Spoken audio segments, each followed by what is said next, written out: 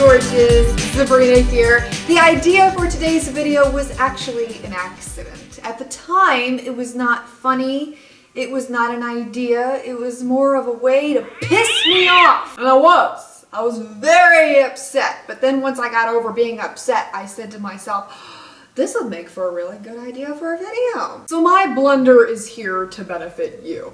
What happened was, many of you know that I went down to Miami this past week. If you saw the how to apply your makeup in hotel rooms video, I went down there and I had packed all of my regular makeup that I usually pack, and I went to go apply it. And guess what?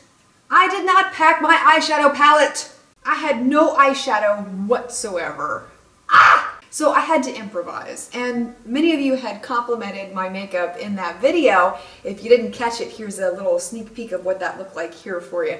And it was very fresh and very natural looking. The reason was because I didn't use any eyeshadow whatsoever, but I did substitute with some stuff that I did manage to pack with me. So this video is all about things to use in a pinch if you happen to forget a certain makeup item that is usually in your arsenal. I also want to note within this video that every single thing that I'm talking about today are things that I have had to do in the past. If you forget your eyeshadow when you are traveling, feel free to use either your blush or your bronzer in its place. This can actually provide a really natural, very subtle glow. And the blush that I used in the eyeshadow look that I was wearing in that video that many of you commented on was MAC's Azalea in the Afternoon. It's one of the new Mineralize blushes, so it had a little bit of shimmer in it, but it was a very light, shimmery, highlighting pink, and it went beautifully with the look. And the great thing about that is if you use the blush on your eyes and then you use it on your cheeks as well,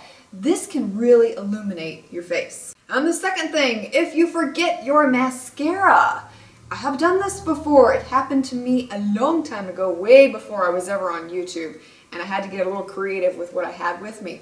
Use liquid eyeliner or even gel eyeliner. Just be careful when you are applying it because you will have to wait for it to dry, so you can't exactly blink like you would normally with a mascara. But it does work to darken up your lashes. For my oily sisters out there, if you forget your pressed powder or your translucent powder, once you stop cussing at yourself, get an eyeshadow that matches your skin tone and use that lightly along your T-zone area to help mattify your face. Now, if you don't have an eyeshadow that matches your skin tone, you can also blot that area with a tissue that you may be able to find in the hotel room or wherever it is that you may be staying. Additionally, if you find yourself shiny when you're traveling and you don't have any blotting papers on you, use a toilet seat cover. Yes, a toilet seat cover.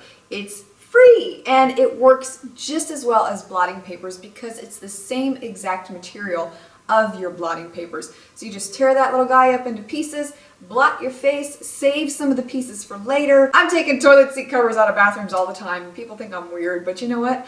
I don't care. For the price you pay for blotting papers, it is such an awesome alternative. If you forget your lipstick and you want a little bit of color in your lips, what you can do is take your chapstick, a lip balm, or even a lip gloss that you may have with you.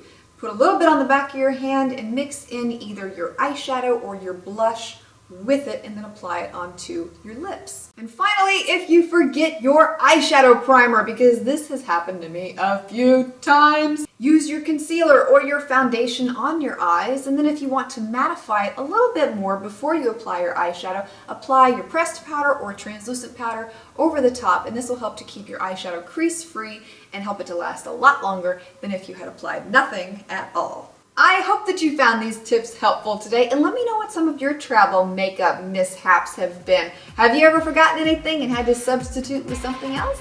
Feel free to share below. Thanks so much for watching. See you next time.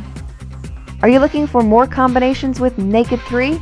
Come discover the only website online with pictures and video tutorials of combinations using this palette and so many more. Head on over to myeyeshadowconsultant.com and get inspired today.